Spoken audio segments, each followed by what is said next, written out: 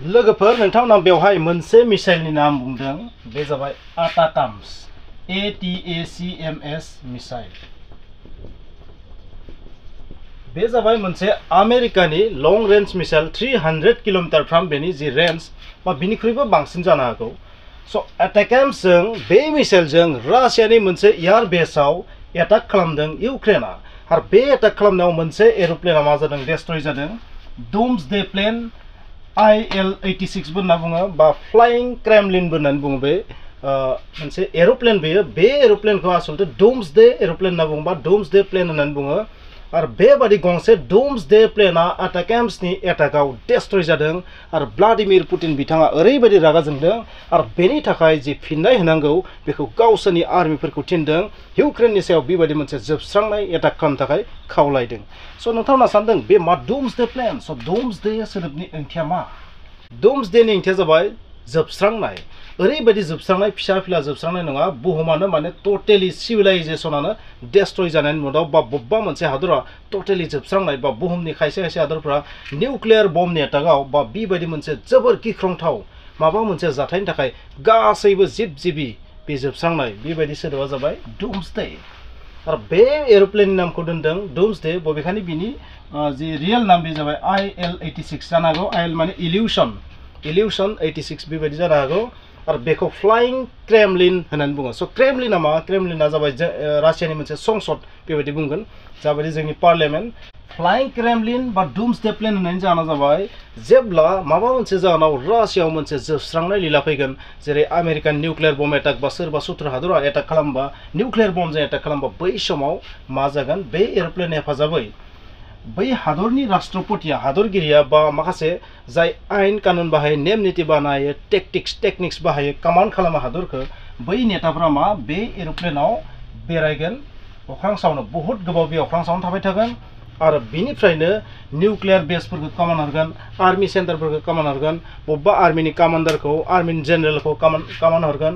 माने बेवहाय मा पुटिननि कमान्ड सेन्टार दङ आरो बेवहाय बे एर'प्लेननि सिङाव बे एर'प्लेन सिङाव मोनसे क्रेमलिनानो दंजोबो माने क्रेमलिननिफ्राय जाबायदि जोङो हादरखौ कन्ट्रल खालामनायखौ जों नुनो मोनो थिग बे एर'प्लेननि सिंनिफ्राय मा खालामगोन गासै हादरखौनो गासै बिथिंखौनो मा खालामहरगोन कन्ट्रल खालामनो हागोन बेनिखायनो बे एर'प्लेनखौ फ्लाइंग क्रेमलिन होननाय जायो स' बे गासैबो संसदनि नेताफोरा माने बैहाय जिरायनानै हादरखौ बोरै कन्ट्रल खालामनांगौ बोरै सालायनांगौ बेखौ खालामजोबनो हागोन आरो बे एर'प्लेनखौ बेनिखायनो बुंनाय जायो फ्लाइंग क्रेमलिन आरो डुम्सडे होननायनि जाहोना बेनो जेब्ला रासियाव गिख्रंथाव निउक्लियार एटाक जागोन ओरैबायदि अबस्था जागोन बेहाय थाथावा बै समाव बे एर'प्लेनाव थानानै हादरखौ सालायगोन बेनिखायनो डुम्सडे प्लेन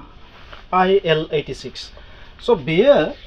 माने ओरैबायदि समाव निउक्लियार वारनि समाव बेखौ जों इउज खालामगोन आरो जेनेबा रासिया बेखौ निउक्लियार गासैबो स्पेसियेल कमान्ड रुम थागोन बेवहाय गुबुन गुबुन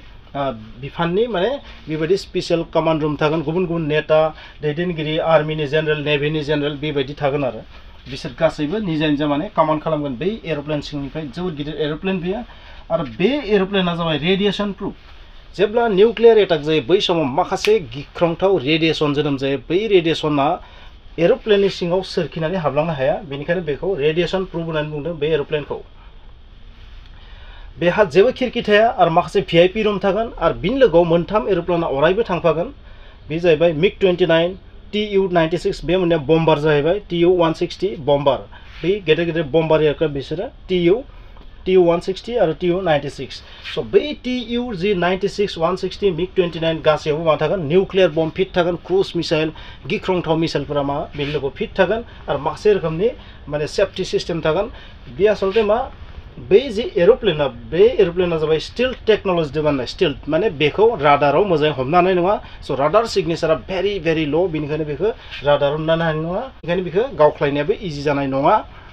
आरो नोंथांमोना बेवहाय Tu-160 बे मोननै जे बम्बार एयारक्राफ्ट ना बहुत गिदिर एयारक्राफ्ट प्राय 20,400 किल'ग्रामनिबो बांसिन बम्ब लानानै थांनो हायो आरो 12टा मिसाइल बिसोरो 12टानिबो बांसिन क्रुज मिसाइल लानानै थांनो हागोन 40,000 फुट गोजौसिम बिरनो हायो बे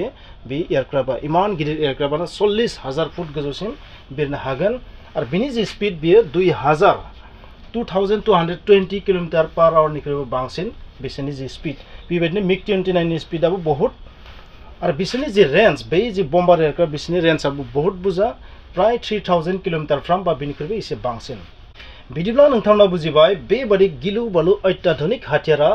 डुम्सडे प्लेननि लोगोआव खारो आरो बे एर'प्लेनखौनो इउक्रेना एटाकाम्स जि आमेरिकानिफ्राय मोननाय मिसाइल लं रेन्ज मिसाइल बेजों एटाक खालामनानै मा मोनसे डेस्ट्रय खालामदों मोनसे एयार बेसाव एटाक खालामदों आरो बे एर'प्लेना डेस्ट्रय जादों बेबायदि मिथिनो मोनदों दासिम बेनि एक्जाक्ट रिपर्टआ फैयाखै निउसाव नाथाय जाखिनि मिथिदों बे एर'प्लेना खमैबो गंसेथ' डेस्ट्रय जादों बेबायदि मिथिनो मोनदों आरो इउक्रेना बेबायदि एटाक खालामनानै रासियानि माखासे बिथिंखौ डेस्ट्रय खालामलांगासिनो थादों रासियानि जि S-400 एयार डिफेन्स सिस्टेम बेबो लाखिनो हायासै बे मिसाइलनि एटाकखौ स' बिनिखायनो नोंथांमोना बेनिफ्राय मोनसे बाथ्राखौ बुजिनाया मोजां जेसेबां एयार डिफेन्स सिस्टेम थाया मानो बे अरायबो साक्सेसफुल जाया बहुत साक्सेसफुल जागोन नाथाय बबेबा खनसेयावथ' मा जागोन फेलार जागोन आरो बै फेलारनि फिथाइयानो जाबाय जोबोर गिलु बालु आरो जोबोर मोनसे अत्याधुनिक माने हाईटेक टेक्न'लजिनि एर'प्लेना मा जाबाय डेस्ट्रय जानानै सेवहांगार जाबाय बेबायदि रिपर्टआव मोनदों आरो बेसेबां रियेलिटि दं बेखौ मिथिया नाथाय भ्लादिमिर पुटिन बिथाङा इउक्रेननि सायाव बेनि पानिशमेन्ट होनो थाखाय गावसोरनि आर्मि जेनेरेलखौ खावलायदों